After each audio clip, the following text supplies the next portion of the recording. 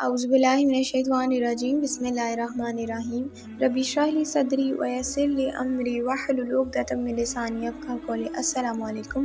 سورہ جاثیہ کی آیت نمبر 25 سے شروع کرتے ہیں۔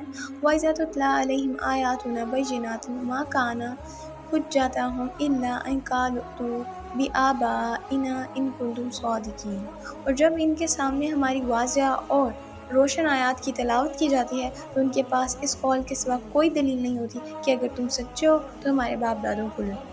دیکھیں، جب ان کے آگے اللہ تعالیٰ کہہ رہے ہیں، ان کے آگے روشن آیات پڑھی جاتی ہیں تو یہ بس یہ چاہتے ہیں کہ اسے ثابت بھی کر کے لاؤ۔ جیسے کہ یہ کہتے ہیں کہ اگر مرنے کے بعد زندہ ہونا ہے تو ابھی اسی وقت قبر سے ان کا کوئی مرا ہوا باپ دادا ان کے سامنے زندہ لے کر آؤ تو جی ہم ایمان لائیں گے، جبکہ اللہ تعالیٰ کہہ چکے ہیں کہ آخرت یعنی قیامت کے دن سب کو دوبارہ کیا جائے گا، اس سے پہلے نہیں، کیونکہ تمہارا دنیا میں ایک وقت مقرر ہے اور اس کے بعد کی زندگی کا بھی اللہ تعالیٰ نے تمہارے لیے فیصلہ کیا ہوا ہے۔ اس سے پہلے اللہ تعالیٰ کہتے ہیں ایک گھڑی نہ پیچھے ہوگا نہ ایک گھڑی آگے ہوگا۔ اللہ تعالیٰ کے فیصلے ہیں جبکہ یہ اس میں دخل دیتے ہیں۔ آیت نمبر 26 ہے، قُلِ اللَّهُ يُحْيِيكُمْ ثُمَّ يُمِيتُكُمْ ثُمَّ يَجْمَعُكُمْ إِلَىٰ يَوْمِ الْقِيَامَةِ لَا رَيْبَ فِيهِ وَلَٰكِنَّ أَكْثَرَ النَّاسِ لَا يَعْلَمُونَ۔ آپ کہہ دیجئے اللہ ہی تمہیں زندہ کرتا ہے، پھر تمہیں مار ڈالتا ہے، پھر تمہیں قیامت کے دن جمع کرے گا جس میں کوئی شک نہیں، لیکن اکثر لوگ سمجھتے نہیں ہیں۔ یعنی آخرت کے عقیدے کا مطلب ہے کہ اللہ تعالیٰ قیامت کے دن سارے انسانوں کو جمع کرے گا۔ یہ مطلب نہیں ہے کہ وہ اسی دنیا میں مردوں کو زندہ کرے گا۔ لہٰذا آخرت کے عقیدے کے مقابلے میں تمہارا یہ مطالبہ ہے کہ ہمارے باپ دادوں کو زندہ کر کے لاؤ، تو سراسر یہ لغو مطالعہ ہے، یعنی سراسر یہ عجیب سا ہے۔ رہی یہ بات کہ مردوں کا دوبارہ زندہ ہونا تو وہ بہت مشکل بات ہے، تو جس اللہ تعالیٰ نے تمہیں پہلے وجود میں عطا کر کے پیدا کیا ہے، اس کے لیے کیا مشکل ہے کہ وہ تمہیں ایک مرتبہ پھر تمہاری روح قبض کر کے دوبارہ پیدا کر دے، جبکہ ساری کائنات کی بادشاہی اسی کے قبضے میں ہے۔ یہ لوگ اتنا نہیں جانتے کہ اللہ تعالیٰ نے ان کو پہلے تو پیدا کیا ہے۔ وہ کیسے پیدا کیا جب تم کچھ تھے ہی نہیں؟ اب تو تم پھر مٹی میں چلے گئے ہو، تمہاری ہڈیاں تھی پہلے۔ جس کے لیے ہم کوئی کام کریں، ہمارے لیے پہلی دفعہ کام مشکل ہوتا ہے کرنا، جو کام ہم نے پہلے کبھی نہیں کیا، اور اگر ہم وہی کام دوبارہ کریں تو پہلے سے آسان ہوتا ہے۔ تو اللہ تعالیٰ کہتے ہیں مجھے تو پہلی دفعہ کچھ مشکل نہیں آئی تھی، میں کیا دوبارہ جب تمہیں پیدا کرنا ہے کیا تب تم سمجھتے ہو کہ مجھے مشکل آئے گی؟ کبھی بھی نہیں، ہرگز نہیں۔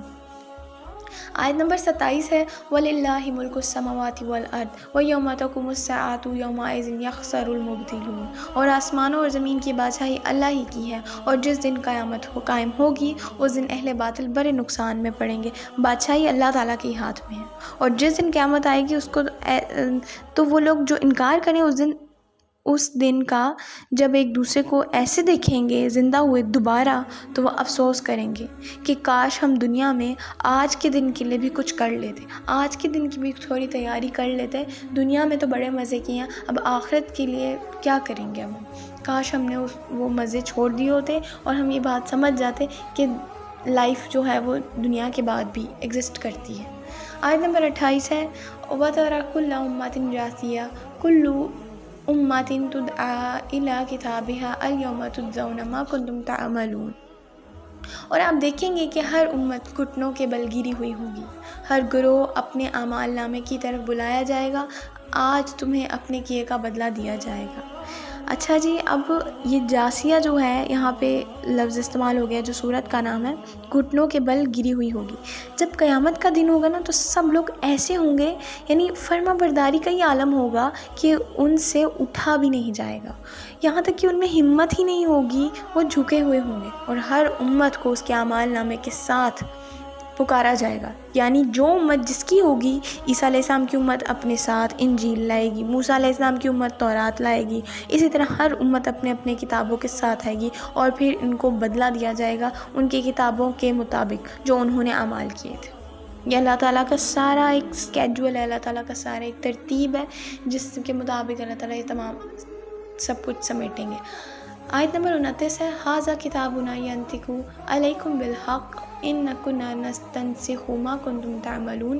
یہ ہے ہماری کتاب جو تمہارے بارے میں سچ سچ بول رہی ہے، ہم تمہارے اعمال لکھواتے جاتے ہیں۔